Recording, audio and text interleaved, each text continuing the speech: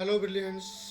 अभी हम कर रहे हैं 7th क्लास के लिए हिस्ट्री का chapter number 6।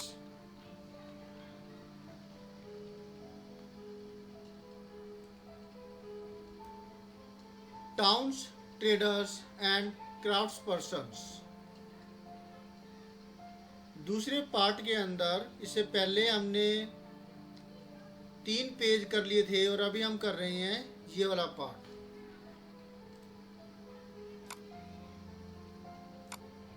A network of small towns,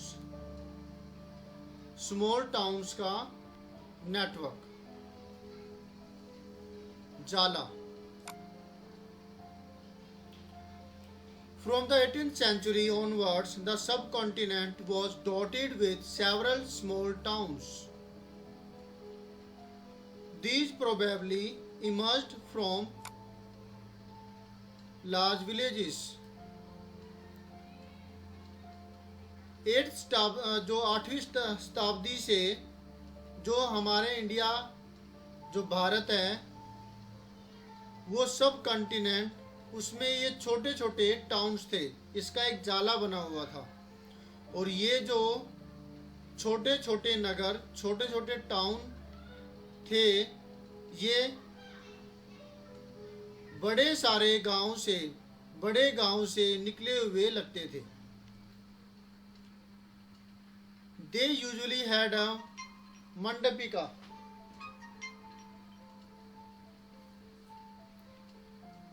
इन गांवों के अंदर, इन टाउन्स के अंदर एक मंडपिका होती थी, जिसे मंडी का नाम कहा जाने लगा बाद में, जहां पर to which nearby villagers brought their produce to sell, जहां पर पास के गांवों के किसान, गांव वाले अपना अपना सामान लेकर के आते थे बेचने के लिए।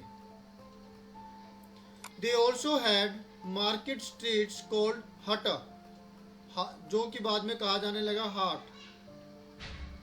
Lined with shops. इन मार्केट की जगहों पर, गलियों में हट भी होती थी, जो कि बाद में हाट कही जाने लगी, जहां पर बहुत सारी दुकानें भी हुआ करती थी, जो आज भी मार्केटों में होती है।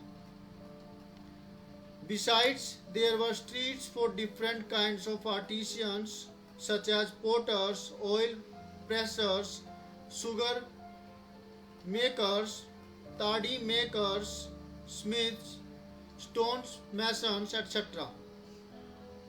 इन गलियों के अलावा वहाँ पर कई तरीके के जो कला प्रेमी थे, आर्टिसंस थे, शिल्पीकार थे, वो भी वहाँ पर मंडी में हुआ करते थे।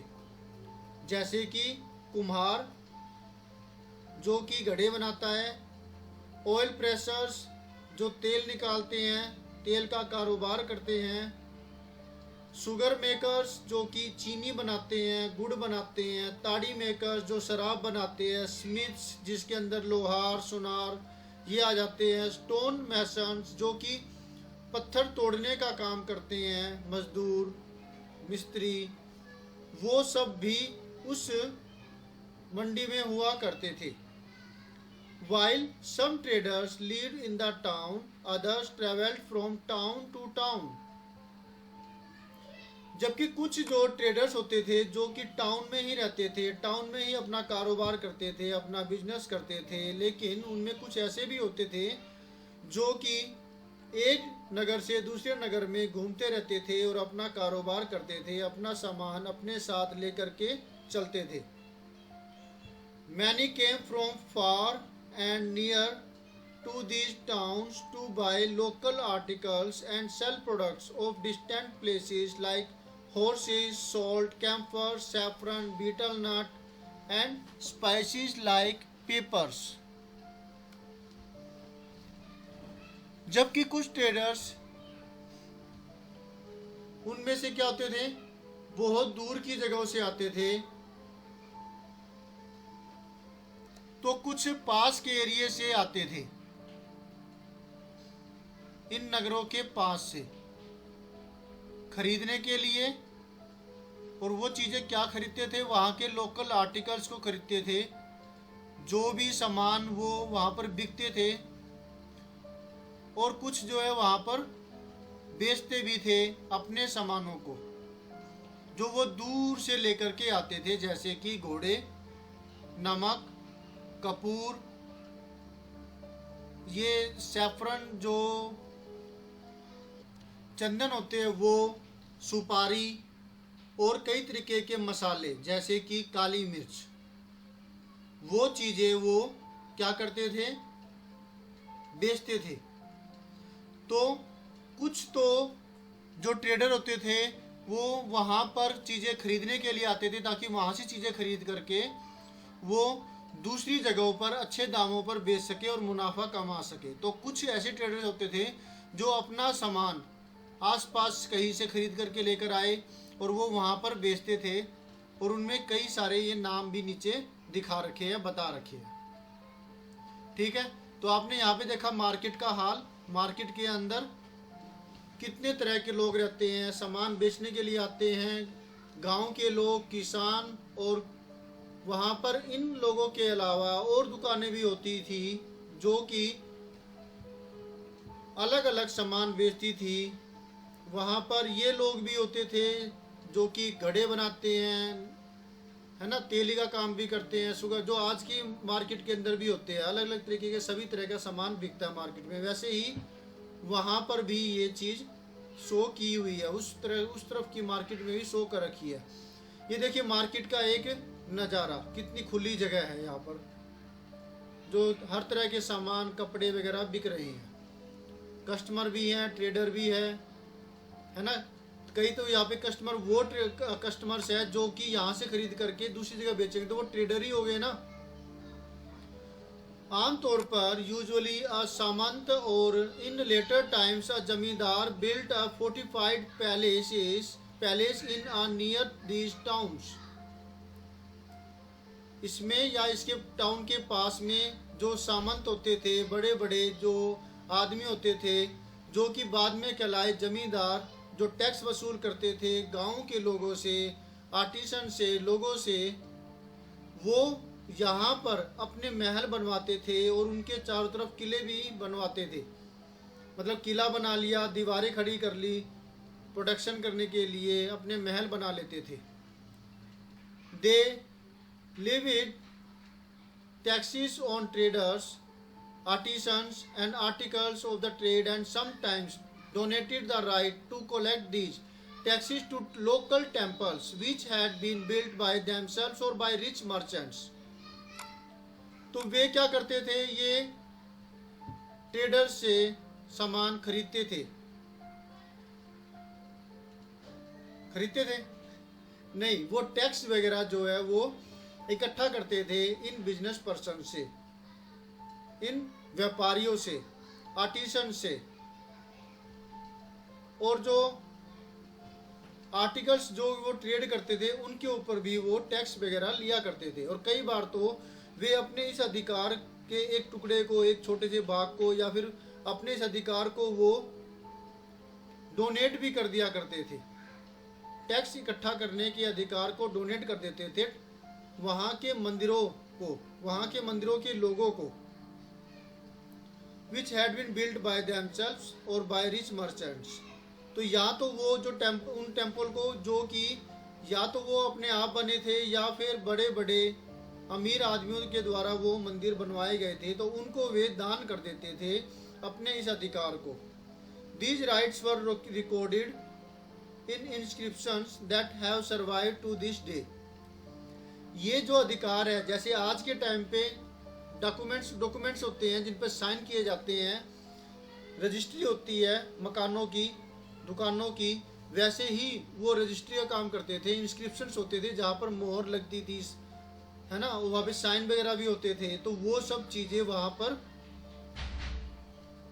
लिखित में हुआ करता था कि हम ये अधिकार इस मंदिर को देते हैं, और फिर वो मंदिर टैक्स वगैरह वहाँ से इकट्ठा करते थे।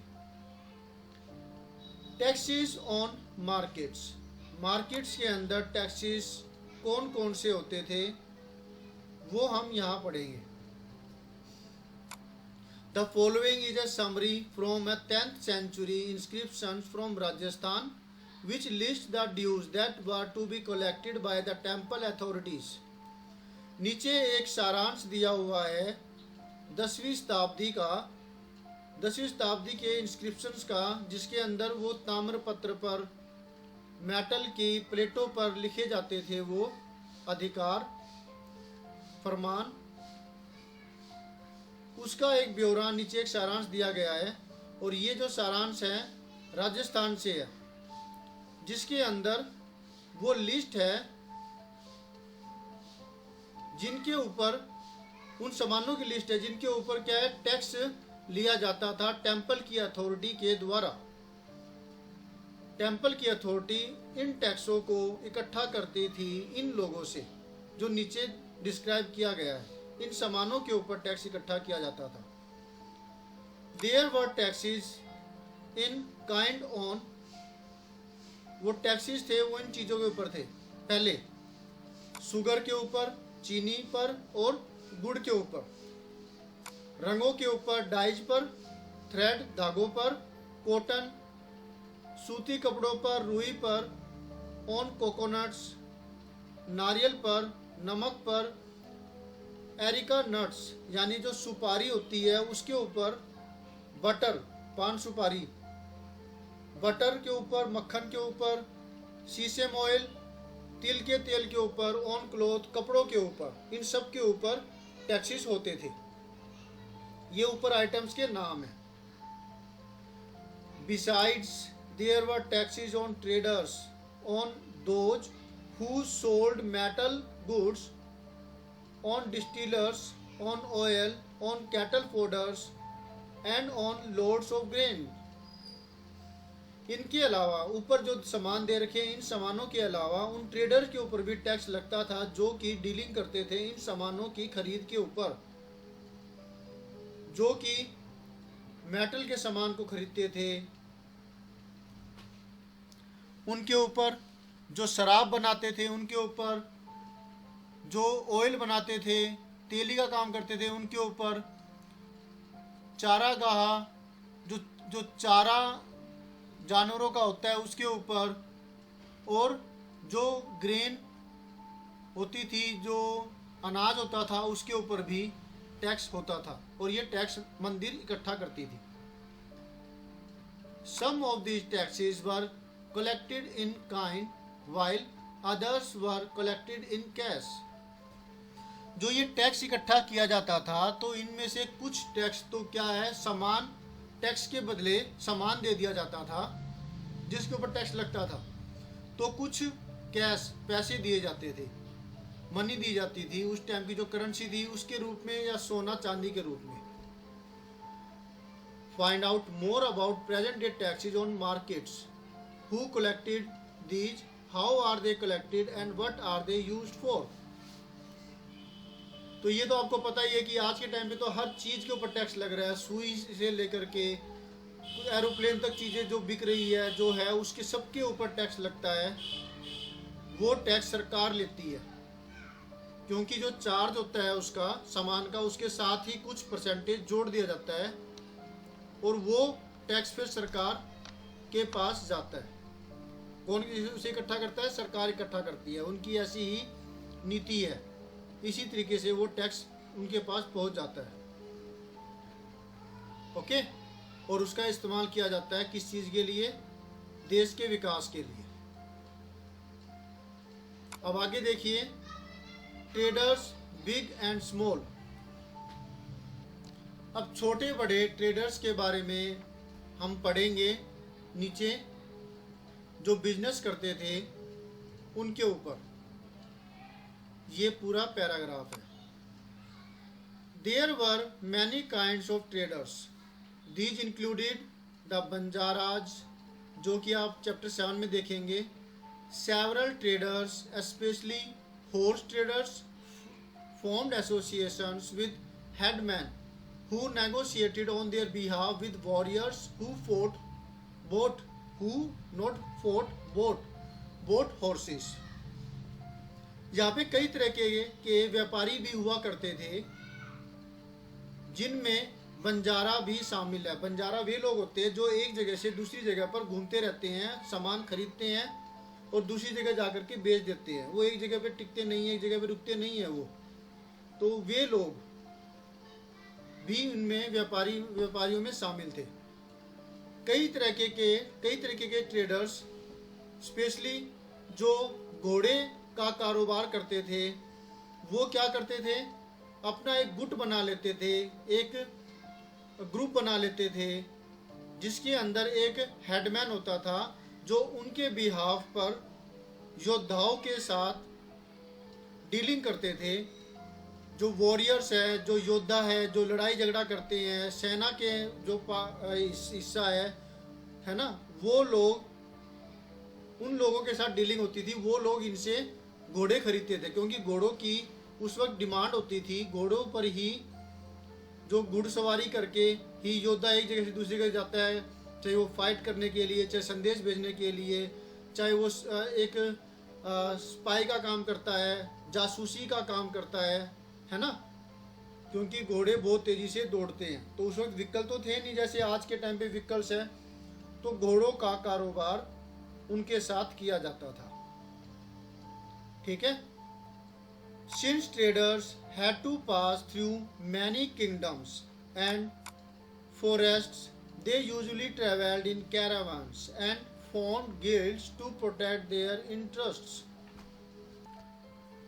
क्योंकि जैसे आज के टाइम पर तो यहाँ पर कोई इतना ज़्यादा खतरा नहीं है, लेकिन पुराने टाइम पर क्या था, जंगल बहुत ज़्यादा हुआ करते थे। तो बिजनेस करने के लिए, एक जगह से दूसरी जगह जाने के लिए जंगलों को पार किया जाता था। तो वहाँ पर हमेशा खतरा बना रहता था। डाकू अंदर रहते थे जंगलों में छिप करके, और फिर कोई भी बिजनेस पर्सन, कोई आदमी जाता था तो ये उनको लूट खसोट करके मार भी देते थे। है ना, समझ में आ रहा है आपको?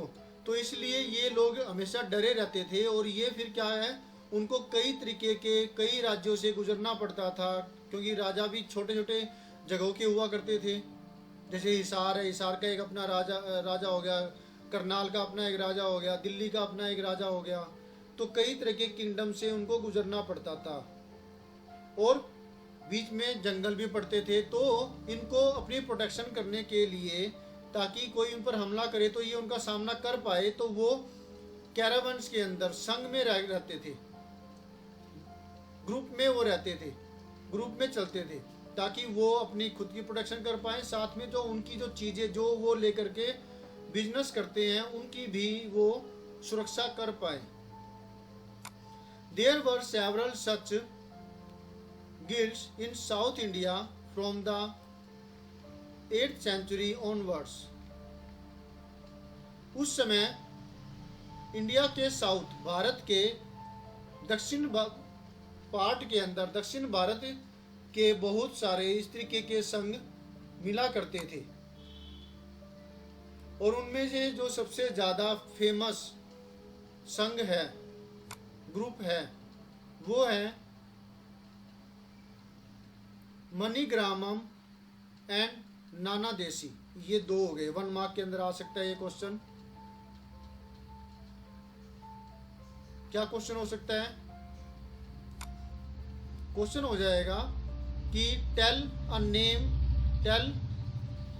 The names of few guilds in the southern India. तो वहां पे क्या नाम हो जाएगा? मणिग्रामम एंड नाना देशी। These guilds traded extensively both within the peninsula and with Southeast Asia and China. जो ये संघ थे, ये बिजनेस करते थे मुख्य तौर पर पेनिसुला, यानी कि जो हमारा सर्दर्न पार्ट है भारत का, इंडिया का सर्दर्न पार्ट है, जो कि 3 तरफ से पानी से घिरा हुआ है, वहाँ पर, और फिर दक्षिण पूर्वी एशिया के साथ और चाइना के साथ बिजनेस करते थे। There were also communities like the Chettiars and the Marwadi Oswal who went on to become the principal trading groups of the country. इन्हीं कम्युनिटीज़ के अंदर और कम्युनिटी भी थे जिनके अंदर क्या आता है, चटियार थे, मारवाड़ी ओसवाल थे, जो कि कंट्री के व्यवसायिक ग्रुप के में प्रमुख हो गए, मुख्य ग्रुप बन गए। गुजराती ट्रेडर, जिसके अंदर कौन आता था, including the communities of Hindu Banias and Muslim बोहराज।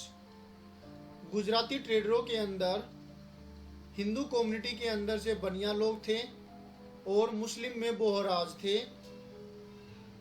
जो कि व्यापार करते थे लाल समुद्र के बंदरगाहों पर, पर्शियन गुल्फ में, ईस्ट अफ्रीका में, साउथ ईस्ट एशिया में और चाइना में। यहाँ पर इन जगहों पर वो बिजनेस करते थे, व्यापार करते थे। और दो कम्युनिटी के नाम आए हुए हैं गुजराती ट्रेडर्स के अंदर, हिंदू बनियाज और मुस्लिम बोहराज। ये मुख्य ग्रुप सामने आए जो इन जगहों पर बिजनेस करते थे।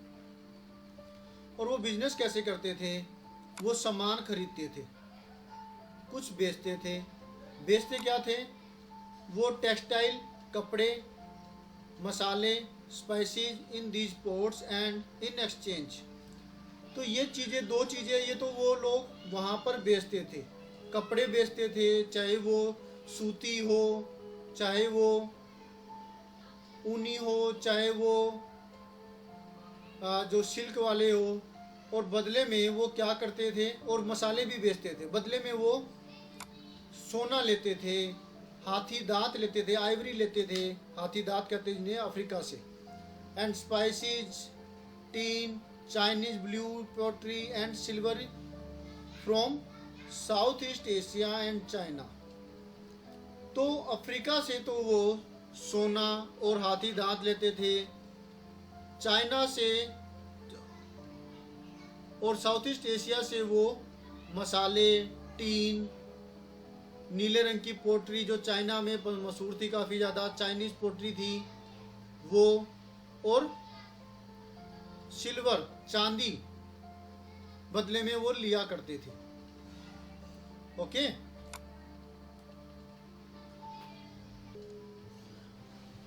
ये लेफ्ट हैंड साइड में कुछ चीज दे रखी है, ये हम थोड़ी देर बाद देखेंगे। अच्छा, उसके बाद क्या चीज है?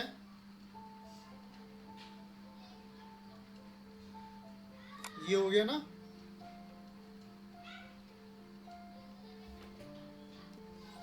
यहां पर है, the towns on the west coast were home to Arab, Persian, Chinese, Jewish, Syrians, Christian traders. जो भारत का वेस्ट कोस्ट है, पश्चिमी समुद्री इलाका, जो समुद्र के किनारे बसे हुए है, वेस्टर्न कोस्ट है इंडिया का, वहाँ पर जो नगर है उसके अंदर ये लोग अरब, पार्सियन, चाइनीज, जूइश, सीरियंस, ये ट्रेडर्स बस गए थे, क्योंकि यहीं से वो बिजनेस अपना चलाते थे, खरीदना और बेचना। Indian spices and cloth sold in the Red Sea ports were purchased by Italian traders and eventually reached European markets. जो भारत के जो मसाले हैं, जो कपड़े हैं, वो बेचे जाते थे जो लाल समुद्र है, रेड सी है, उसके बंदरगाह के ऊपर, तट के ऊपर, जहाँ से शिप्स सामान लेते हैं और जाते हैं, लाते हैं और छोड़ते हैं, समुद्री बेड़े, समुद्री जहाज। तो यहाँ से वो लोग क्या करते थे? इन सामानों को बेचते थे। और खरीदता कौन था? Italian traders. वो खरीद लेते थे और फिर वो यूरोपियन मार्केट में पहुंच जाते थे। फैचिंग वेरी हाई प्रॉफिट्स, और इससे उनको बहुत ज़्यादा मात्रा में प्रॉफिट भी होता था। आप 8th क्लास में देखेंगे कि जो ईस्ट इंडिया कंपनी जो अपना ऑर्डर देती थी, वो 2 साल पहले ही ऑर्डर दे दिया करती थी, और फिर उसको वहाँ से इंडिया में आने, और इंडिया में आकर के जब ये सामान तैयार होता था, बनता था, फिर लोड होता था, लोड होकर के वापसी पहुँचता था, तो इतना टाइम तो वहाँ पे लग ही जाता था। तो कितना ज़्यादा, लेकिन उस वक्त क्योंकि इतनी सब चीज़ें तो सहूलियत थी नहीं, ना इंजन थे, ना हवाई जहाज़ थे, ना इतने फास्ट जो ये हवाई जहाज़ वगैरह है, पानी के जहाज़, ये इतने ज़्यादा नहीं थे। और इस तरीके से वो बहुत भारी मुनाफा भी इसमें कमाते थे। Spices grown in tropical climates, pepper, cinnamon, nutmeg, dried ginger, etc., became an important part of the European cooking, and cotton cloth was very attractive.